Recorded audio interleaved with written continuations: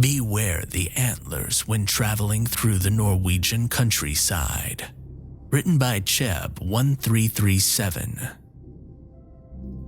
If you've ever traveled through the Norwegian countryside, you might have encountered the various antlers hung up in the trees by the road.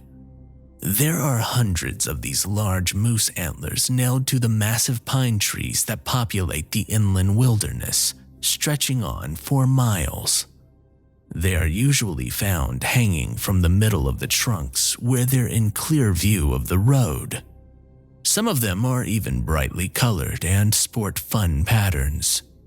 Upon Googling what they are supposed to represent, you'll be met with Norwegian newspaper articles likely talking about how the antlers are part of an art installation intended to keep drivers focused while on the road, preventing them from dozing off, and all of that sort of nonsense.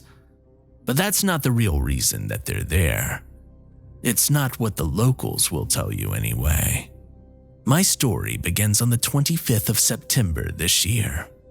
For my girlfriend's 19th birthday, I decided that I wanted to spend the weekend with her at the college that she recently started at.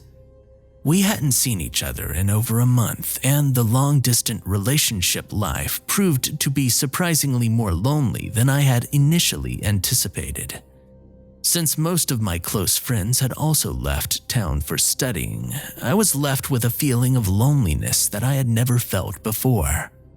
An empty feeling that accompanied me everywhere I went. Even my boxing training or playing my usual video games seldom amused me anymore. I truly felt like a shell of my former self. That's exactly why I was so excited about the thought of paying my girlfriend a visit. I yearned for social interaction, and a break from my mundane life was just what I needed. My only problem was the distance between us. To get to her, I would have either had to buy an expensive two-way plane ticket or drive for 9 hours straight through mountainous terrain on bumpy, dilapidated roads. The latter being a thought that I didn't very much relish. I opened my bank account on my phone and checked my balance.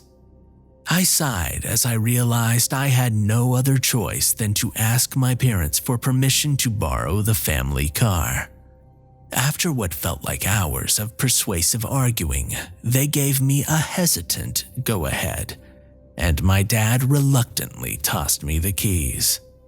Though initially skeptical, they probably thought that getting some fresh air and interacting with people again would overall benefit me. I can't say that I disagreed. I went up the stairs to my room and I excitedly called my girlfriend, informing her of the good news as I began hastily packing my bags. Before hanging up, I told her that I would be leaving tomorrow morning and that she could expect to see me around 6 o'clock the following afternoon, should everything go as planned. Saying it out loud filled me with some dread. The longest distance I had ever driven before was to my grandparents' house across the fjord, just about 2 hours away from my home. This was a 9-hour trip, not counting rest stops and meal breaks along the way. Needless to say, my previous experiences on the road paled in comparison. I jumped in bed and groaned as my head hit the pillow. I had a long day ahead of me. The following morning, I awoke to my phone's alarm cheerfully chirping away. After a few minutes of booting up my consciousness, I quickly rose to my feet and got dressed. I ran downstairs, grabbed a few energy bars from the pantry, stuffed them into my pockets, and I left the house in a hurry. I had no time to spare. The morning sun had already made the inside of my parents' car scorching hot. I felt as if I had entered a sauna as I sat down in the driver's seat and felt the burning leather of the steering wheel melt into my fingertips. I turned on the ignition and instantly flicked the air conditioning to its max setting. While the car began cooling off, I opened up the GPS and looked for the fastest route possible to my destination. I live close to a small city in Norway called Trondheim. You've undoubtedly never heard of it. The city is located pretty far up north and lies close to the coast.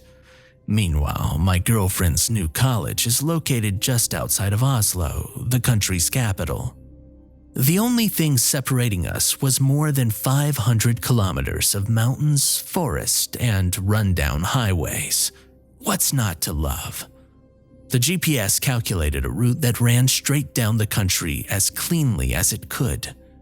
A long sigh escaped my body as I looked at the section of the display that informed me of the trip's estimated time. It read 9 hours and 32 minutes. Longer than I had previously anticipated. I adjusted the mirrors, put the car into drive, and started heading down south. The first few hours of the trip flew by faster than I had expected. When driving, at least at the start of a long road trip, the concept of time seems to differ greatly from what we normally perceive. What feels like mere minutes in the car can quickly become hours in real time. This is especially true if you are driving through the unfathomable beauty of the Norwegian landscape. The sight of lush valleys and towering mountains stretching as far as the eye can see can quickly make you lose track of time. Oceans of green and orange were painted across the most serene autumn canvas I have ever laid my eyes upon. It was simply breathtaking. I had never really traveled much outside of Trondheim before, and the beautiful scenery proved to be almost overwhelming. I drove past several small villages and rural communities, each sprawling with life and personality. If you've never been to Norway or any other geographically similar country, it's honestly hard to fully describe the beauty and serenity of driving through the beautiful subalpine landscape. My road trip was nearing its 3-hour mark when I decided I needed a small break to stretch my legs, munch on some energy bars, and get some fresh air. I pulled over at a small highway rest stop by the side of the road. There were a few other cars parked here, along with a small cafe and a large electronic billboard. I exited my car and took a deep breath of the clean mountain air. It felt refreshing. I turned around to take in my surroundings when I noticed a large blinking yellow light emanating from the billboard. It displayed a large yellow triangle with an exclamation point in the middle, accompanied by a piece of soul-crushing information. Highway E6 was currently undergoing maintenance a couple of kilometers further up the road. The billboard pointed out that any motorist who intended on traveling on it would have to divert their path and take Country Road 225 instead. I cursed quietly under my breath. This meant that I would have to now take a massive detour on some sketchy, isolated road in the middle of nowhere. Great, I thought, just what I needed. This would probably extend my trip by at least an hour and a half. I got back in my car and typed in the newly acquired piece of information into my GPS. According to it, I would be entering a heavily wooded and secluded stretch of road. The kind of road you don't want to be on should your car begin to break down or act funny. I started my car and left the rest stop behind, continuing along Highway E6 until I encountered the large roadblock, the one the billboard had warned me about. Next to it stood a large orange sign with an arrow on it. My eyes followed the arrow and I saw that it pointed towards an exit ramp on my right. I turned my steering wheel and I drove onto County Road 255. The change was immediately noticeable. This new road made the highway seem like a piece of art. If the E6 was a quiet lake on a beautiful summer's day, Country Road 255 was a stormy ocean just waiting to swallow any unfortunate sailor who dared to brave its massive waves. The road was full of potholes and cracked, overgrown asphalt. It looked like nobody had traveled down this path for years. Maybe nobody had. After all, I could think of few reasons as to why anyone would ever come out here. Despite the occasional jolts of my car as I hit a pothole, I kept on driving. Massive pine trees now surrounded me on both sides, and the road had become significantly more narrow than it used to be. 30 minutes had passed since I entered this road, and I sat in my car listening to some old 80s pop song over the radio while chewing on a protein bar. The loud hum of four wheels traversing on decades-old asphalt almost began to feel soothing. And that's when I first saw them. A pair of large brown antlers were nailed to a tree a couple of meters in front of me. I almost didn't register them as I zoomed past. I would have probably chalked it up to my imagination if it weren't for the second pair of antlers on a different tree, just a short distance ahead. I slowed my car to get a better look at it this time.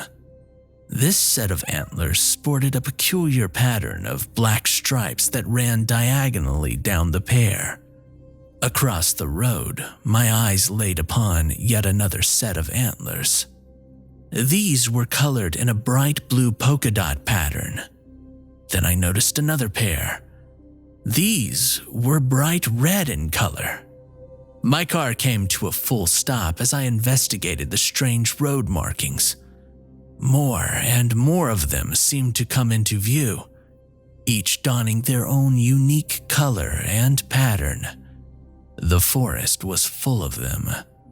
How strange, I thought. Must be part of some local art installation or something, I quietly mumbled under my breath. I sat in my car for a few minutes looking around at the various pairs of antlers that surrounded me. It was honestly kind of admirable that they managed to even bother with public art in a place like this. I mean, who would be around to appreciate it? I snapped out of my trance and I resumed driving, thinking there was no use in delaying my arrival in Oslo any further. As I continued down the seemingly endless road, more and more antlers seemed to emerge from the tree line. As more of them came into view, I began questioning their authenticity. Surely there couldn't have been this many moose in the whole country. Did they import thousands of antlers just to hang them up in a place where virtually no one would ever come to see them? The more that I thought about it, the more something seemed a bit off. I kept on driving.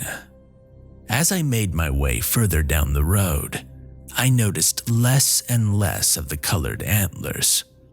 Most of the antlers passing me now were just the normal tan or brown that antlers usually came in. Occasionally, some blue or green ones would appear, but the majority of them were now just their natural color. I kept on driving. To my utter disbelief, I saw a building rising on the horizon. A bright red Circle K gas station stood in stark contrast to the dense, murky forest surrounding it. Instinctually, I checked the gas gauge on the car, and I noticed that I had a little less than 2/4 of fuel left. Though I expected more, this still wasn't a small quantity of gas, and it would take me pretty far. I hesitated for a moment. It couldn't hurt to refill now that the opportunity had arisen. I mean, who knows how long it will be until the next time I get the chance. I certainly wouldn't want to be stranded out here in the middle of nowhere, delaying my trip even further. The station crept closer and closer until I decided to pull over. Better safe than sorry was the reoccurring thought in the back of my mind. I pulled up to one of the gas pumps and stepped out of the car. The atmosphere of the forest hit me like a brick wall. There wasn't a single sound to be heard. No birds, no rustling of trees, no wind. It was eerily quiet. This filled me with a sense of unease I didn't know that I was capable of feeling. It was like somewhere deep in my mind, some primal instinct kept warning me of something. I nearly got back in my car to keep driving, but I reasoned that there was nothing to be afraid of. I told myself that I was being silly. I shook the feeling as best I could as I grabbed the gas pump and started filling up the car. After roughly 5 seconds of pumping, a loud metallic buzzing sound emanated from the pump and I could feel it go slightly limp. It had stopped working. I tried tinkering with it and repeatedly pressed down on the release, but it wouldn't budge. It seemed the pump had simply run out of gas. Strange. I had never encountered this problem before. I didn't even know that this could happen to begin with. I placed the pump back into its holster and I made my way towards the inside of the gas station to report the problem. I was just about to enter. Then my eyes caught something a short distance to my right. It was a massive pine tree, probably predating the Vikings by the look of it. It looked ancient. The pine had slightly more gray and worn-out bark than that of the other trees, and it towered above anything that I had seen in this forest thus far. But that's not what made me stop dead in my tracks. After all, I had seen large trees before. No, what sent chills down my spine was what stared back at me. Up there, situated maybe 3 meters off the ground, sat a large pair of brown antlers. These were different from the rest. On both sides, close to the middle, were 2 painted-on eyes. They were outlined by a dark crimson coloration that seemed to have seeped further down the antlers. The amount of detail in the eyes had me questioning whether or not they were real for a second. I stood and I watched as they ominously stared back at me. It felt as if they were going to blink at any moment. I was finally able to divert my gaze and I headed inside the gas station. The inside of the station was a whole other story. I don't know how I didn't notice it from the outside. The store was completely empty. There wasn't as much as a single bag of beef jerky lining the shelves. They had been picked clean by the looks of it. Most of the fluorescent lights that illuminated the store were still on, indicating that the place still had electricity somehow. The floors were a bit dirty, and a nasty mold had started growing on the ceiling by the corner closest to the door. But other than that, the store was in pristine condition. I walked over to the counter, hoping to find some answers that would shed light on this peculiar situation. I found nothing. No signs of life. No convenient newspaper clippings that would transcribe the history of the gas station in exquisite detail. I was left dumbfounded. What had happened here? I fished out my phone from my pocket, only to realize that any attempts at using it were futile. I had no service. Cliché, I know. I raised my phone high into the air as if it would suddenly gain full 5G coverage. Starting to feel creeped out, I quickly turned around and I headed for the exit. Immediately after I left the station, the immense feeling of dread returned. This time, it seemed stronger. It was still eerily quiet out, and I felt as if I was being watched. The hairs on the back of my neck stood up, and I now had goosebumps all over my body. Then, out of nowhere, something broke the silence. A loud snapping of twigs could be heard coming from the forest behind me. To be honest, the sheer magnitude of the snap made it sound more like a tree had gotten snapped in half, rather than just a couple of twigs. Without looking back, I booked it to my car and I drove out of there as fast as I could. making sure to roll up any windows and to lock all the doors. I continued down the road, hoping that I would get back to civilization relatively soon. I must have been driving for what felt like an hour. I still couldn't shake the feeling that I was being watched. How long was this road supposed to be again? I should be nearing civilization any time now, but I only saw signs that would indicate otherwise. The forest seemed to be growing thicker and the trees taller. I pushed my foot down on the accelerator. I didn't care if I was speeding at this point. It's not like there would be anyone around to enforce traffic laws anyway. I just wanted to get out of this forest at all cost. A heavy overcast now loomed above, which didn't exactly help the situation. The thick clouds prevented the sunlight from shining down, and the woods fell unusually dark for it being only 4 in the afternoon. As I drove, I saw more antlers stuck to the trees lining the road. Each one looked more ominous than the last. I could have sworn that a few of them even had a dark, thick, viscous liquid dripping from them. I kept on driving, pressing my foot harder and harder on the accelerator. I looked down at my phone to see if I had gotten a signal. Still nothing. I swear that I only took my eyes off the road for a second, but that's all that it would take for me to nearly hit whatever now lay in the middle of the road. My car came to a screeching halt as I stomped my foot down on the brakes as hard as I could, nearly swerving off course in the process. The car's headlights illuminated a large furry mass that laid strewn across the road, blocking it in its entirety. It took me a second to realize what I was looking at. Dozens of dead, decaying animals formed a roadblock that looked like it came straight out of hell. I couldn't tell you how many animals there were. Maybe 10, 15, 30. The mass consisted mostly of deer and moose carcasses, but I'm pretty sure that I saw a few sheep, a cow, maybe even a horse in there as well. I did what any normal person would have done in this situation. I began freaking out. As if everything that had happened earlier wasn't creepy enough, I now had to deal with the sight of several rotting animal corpses.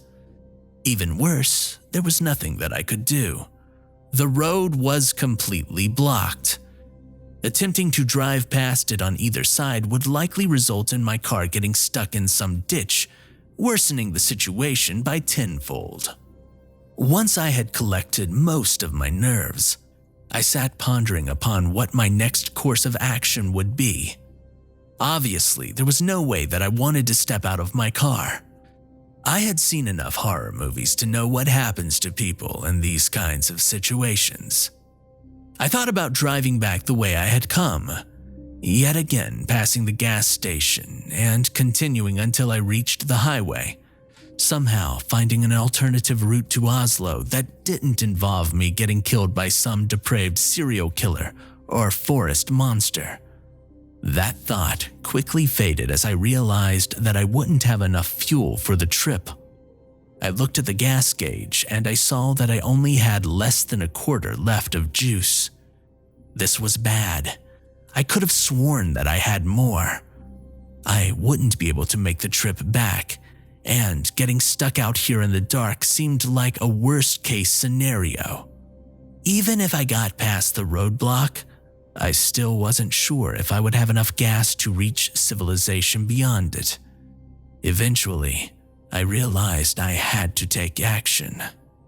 In here, I was a sitting duck to whoever or whatever was out there. If there even was something out there.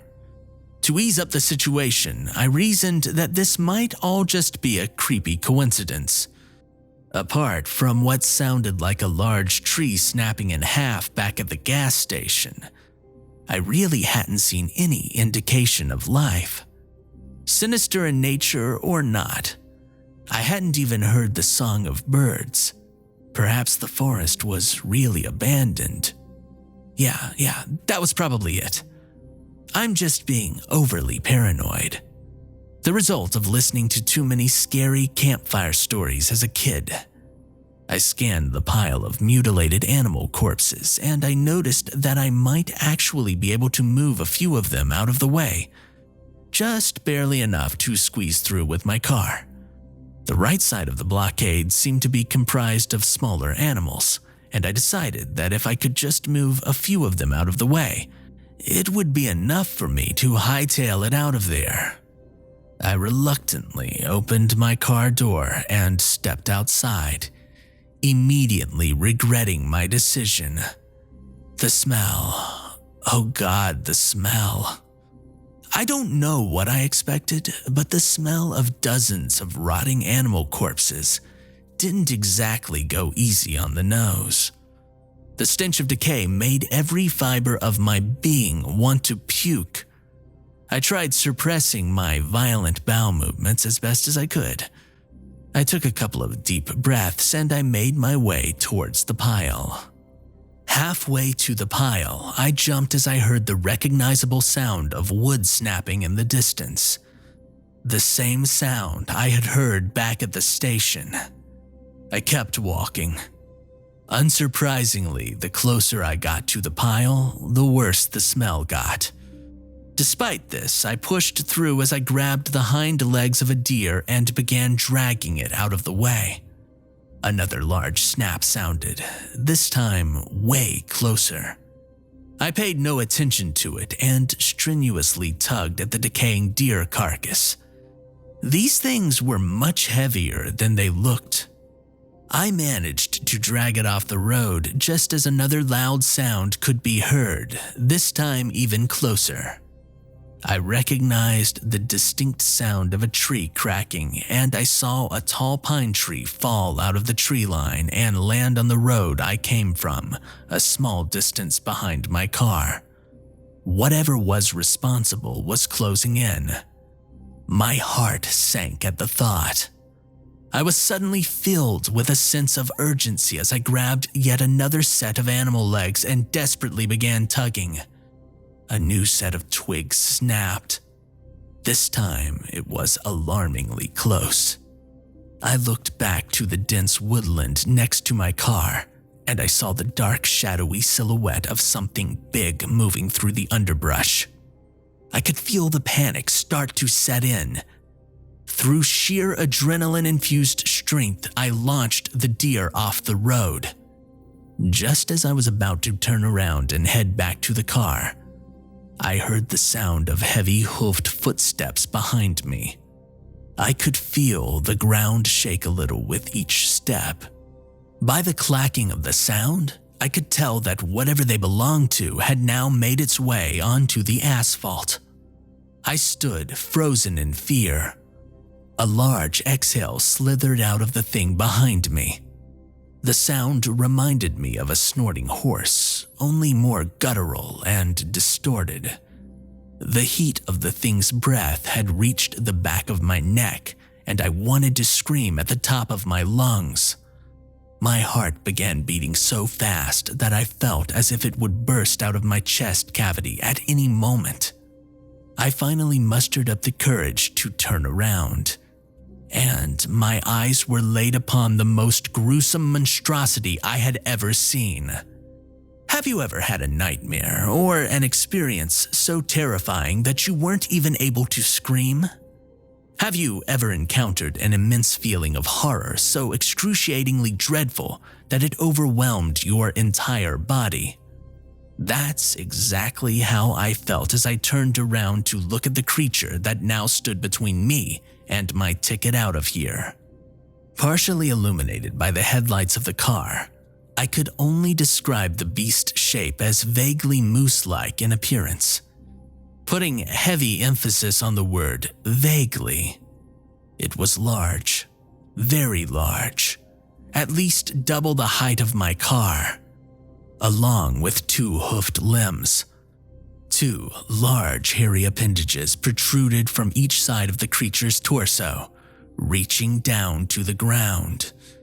They almost resembled the legs of a spider. Along its back were large ridges of spine that seemed to protrude through the monster's thick hide. But that wasn't even the worst part about this abomination's appearance. It was the creature's head that really hammered down the feeling of being in the presence of an eldritch monstrosity. A large set of antlers dominated its upper skull, except they weren't really antlers.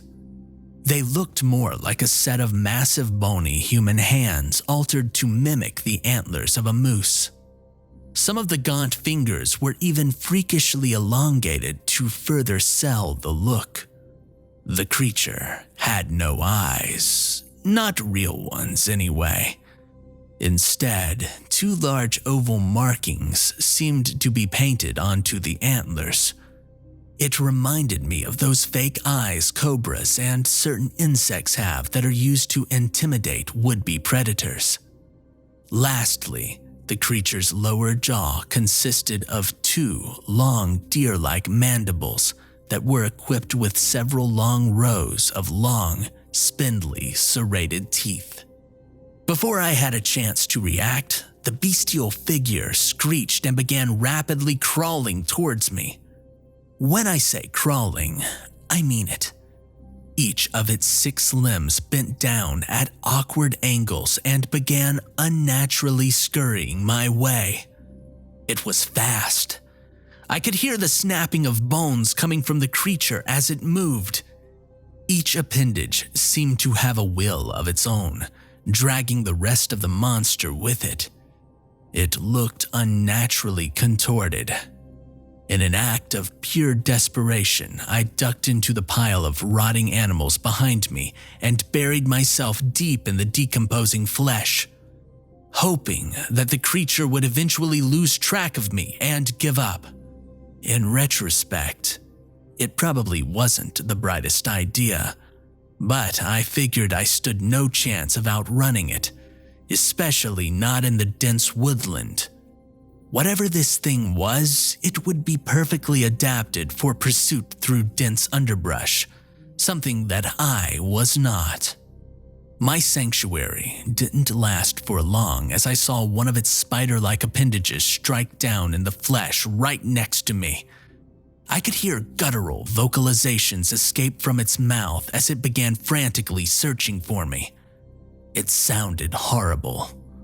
I was on the verge of tears by this point. There was no way I was going to get out of this situation alive. I felt truly doomed. Another appendage struck down beside me. It was eventually going to find me, and the situation seemed hopeless. I watched in horror as the deer carcass that I had been hiding under got effortlessly tossed aside by the creature. I could see it in even more detail now.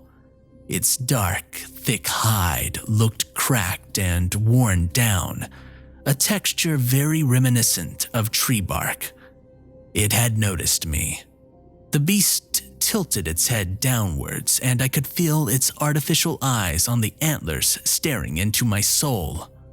An ear-piercing screech left its body as it raised one of its appendages and wrapped it around my foot. I noticed that the end of the spider-like leg came to a pair of sharp opposable claws. The claws dug into my leg, and I let out a scream of excruciating pain. This was how I was going to die. The creature opened its mouth, and I was presented with rows upon rows of sharp yellow teeth. In a last desperate attempt at survival, I kicked the creature's 2 mandibles as hard as I could with my other leg. It visibly recoiled in pain. I kicked it again, even harder this time. I could feel it loosen its grip on my foot, and I rolled over and got back on my feet. Limping towards the car, I swung open the driver's seat door and got in just in time for the creature to slam its entire body weight against the vehicle. It wasn't giving up without a fight.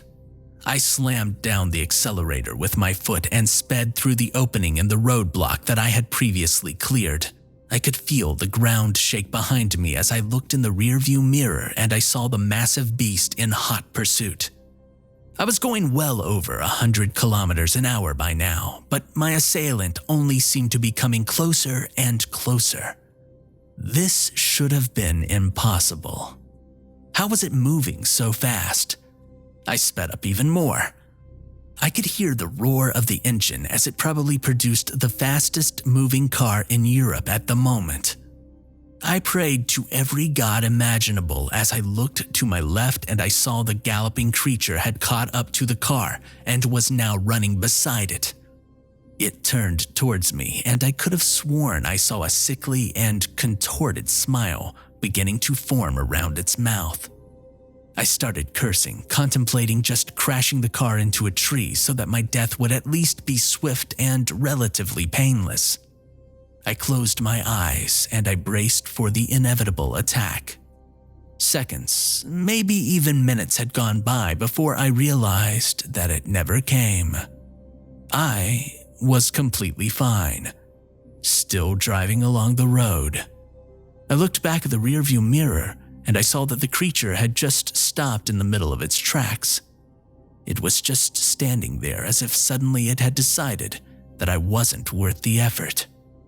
I also noticed the strange antlers on the trees on both sides of the road. These antlers were similar to the other ones, except they seemed larger, and they were inscribed with weird symbols and markings. Due to the distance between us, I couldn't make out what the antlers said or depicted. The two parallel antlers almost reminded me of a sort of gate, as if it marked the border between this creature's territory and our world. Past the antlers, towards my direction, the surrounding trees seemed completely normal. I was no longer surrounded by antlers, and the forest even seemed more inviting. The grotesque monster let out a bellowing roar, and I watched as it turned around and disappeared into the gloomy woodland. After a short while of driving, I was met with a big blue sign that pointed me towards Highway E6. I was relieved beyond comprehension. Eventually, the surrounding forest seemed to ease up, and after a few minutes of following the sign, I was reunited with the scenic valleys and subalpine landscapes that I had previously ventured on. I steered onto Highway E6 and rode it until I arrived at a small but busy gas station in a small rural community. As I parked my car, I broke down in tears and I tried to make sense of what had just happened. I guess my adrenaline must have worn off because the last thing I remembered before waking up was slamming my head down at the steering wheel and passing out. I awoke a couple of hours later to tapping on my window. 2 police officers were called in when customers at the gas station had noticed a lifeless man covered in blood sitting alone in his car. They must have thought that I was dead or something, not that I blame them. I really looked like a zombie. My clothes were all torn and bloodied from the ordeal in the dead animal pile. I got out of my vehicle and I tried explaining my situation. They brought me back to the local police station for a psych and medical evaluation. When I gave them a statement, I described everything that had happened to me in perfect detail, and I tried to sound as sane as possible while doing it. At first, I could tell that they didn't believe me. I mean, who would? It was only after I gave them the location of where I had encountered the creature that they began tensing up. A heavy silence fell upon the interrogation room, and the 2 officers nervously exchanged looks. It was as if they knew something that I didn't. I asked them about County Road 255 and the abandoned gas station, but they were quick to shut down any questions that I had. The official police report states that I had been in a state of shock from a local bear attack when the 2 officers found me. That's exactly how they explained what caused the wound on my leg, and why I had massive scratch marks all over my car. It was ridiculous. Everyone and their mother knows there hasn't been a reported bear sighting in the area for over 100 years. When they eventually released me, I called my girlfriend to let her know that I wasn't going to be arriving until tomorrow afternoon. I checked into a nearby motel and I asked the receptionist if he knew anything about County Road 255 or the strange antlers that lined the road. The receptionist was an old man in his late 60s who looked like the sort of guy who would know a thing or two about the town's history. He fell silent. I asked again, and I could see that my questions made him visibly uncomfortable. After a while of debating whether or not he should open his mouth, he reluctantly told me that people, especially outsiders, weren't supposed to go there. When I asked why, he quietly mumbled to me under his breath, as if not to be heard by others, that people who venture into the surrounding woods never come back out. Apparently, this had been going on for decades, but had somehow never been picked up by any local or national news outlets. When I asked him why they didn't just close down the road, he told me that the town tried doing it back in the late 80s, but that it had just led to disappearings happening closer and closer to town. As a result, they kept the road open as if to please whatever malevolent entity that called the forest its home. I tried further prying on the subject, but he refused to elaborate. After a while, I thanked him and I went on to my room. I don't know what to make of all of this. People in this town seem to know something about the forest that they aren't telling me. The police don't even want to go out there to investigate whether or not my claims hold any truth. There is something off about this entire thing. For the past few hours, I've been sitting in my motel room, transcribing my experience as best I could while the memory is still fresh in my mind. Let my story serve as a cautionary tale. If you ever plan on traveling through the Norwegian countryside, and you happen to see antlers hanging from the trees by the road, beware. Something else might be lurking nearby.